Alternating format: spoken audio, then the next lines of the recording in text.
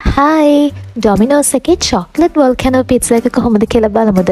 ඒ ගමන්ම අපි චීසි වොල්කැනෝ පිට්සා එකකුත් ගත්තා. මේ දෙකම මාරම රසයි.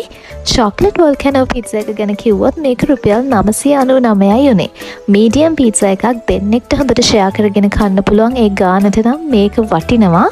පොඩ්ඩක්වත් පාඩු නැහැ, මාරම රසයි. මේ මැද්ද තියෙන්නේ චොක්ලට් පුරවලා.